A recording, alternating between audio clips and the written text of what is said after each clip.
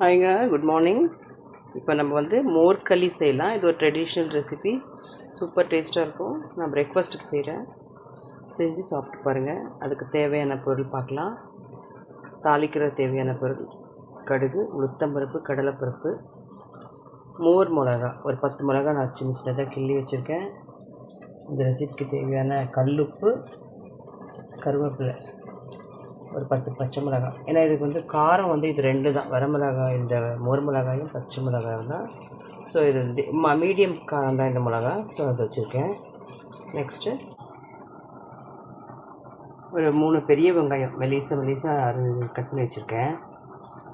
அப்புறம் ஒரு டம்ளர் அதுக்கு அளவுக்கு பச்சரிசியை ஊற வச்சுட்டு கொஞ்சம் குறகுறப்பாக அரைச்சி வச்சுருக்கேன். ரொம்ப நைஸாக இல்லாமல் குறகுறப்பாக கரைச்சி வச்சுருக்கேன்.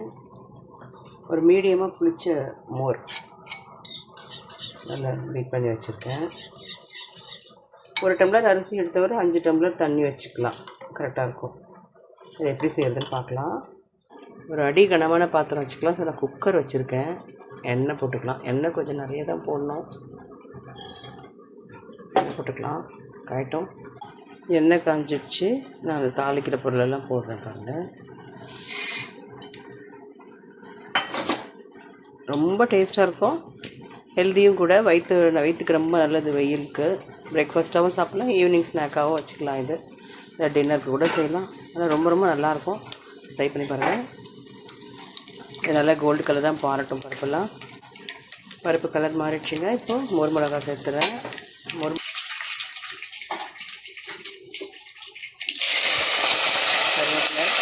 கருவேப்பிலை மிளகா சேர்த்துருக்கேன். வெங்காயம் போட்டுருக்கேன். வெங்காயம் கொஞ்சம் டிரான்ஸ்பரண்ட்டாக வரட்டுங்க. இந்த உப்புமாக்கெல்லாம் செய்யும்போது வரும் இல்லையா, அந்த மாதிரி வரட்டும். ஃப்ளேம் மீடியம்லேயே வச்சுக்கோங்க.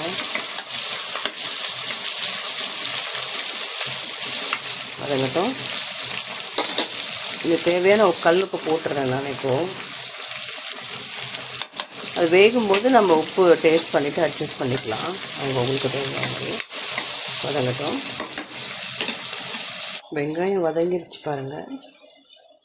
இந்த டைமில் நம்ம இந்த அரிசி மாவு விட்டுக்கலாம். கொஞ்சம் கை விடாமல் கலந்துக்கலாம். அப்புறம் கொஞ்சம் கெட்டியாகிடுச்சு. இந்த டைமில் நம்ம இந்த கரைச்சி வச்சுருக்க மோர் அது விட்டுக்கலாம். ஓரளவு கெட்டியாயிருக்கா. இப்போ இதை நம்ம ஊற விட்டுக்கலாம்.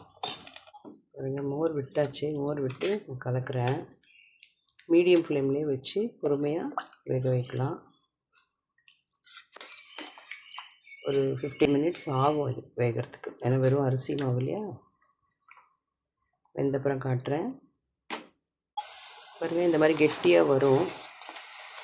இப்போ சிம்மில் வச்சு மூடிடலாங்க.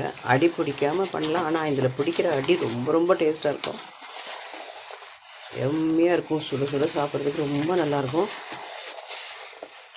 நான் சிம்மில் வச்சு மூடிடுறேங்க. பாருங்கள், வெந்துருச்சு. இது எப்படி பார்க்கலான்னு செக் பண்ணேன்னா, கொஞ்சம் ஈரக்கை வச்சு இப்படி பண்ணோம்னா கையில் ஒட்டக்கூடாது. அப்படி இருந்தால் அது வெந்துருச்சுன்னு அர்த்தம். பாருங்கள், ரொம்ப டேஸ்ட்டாக இருக்கும். ட்ரை பண்ணி பாருங்கள்.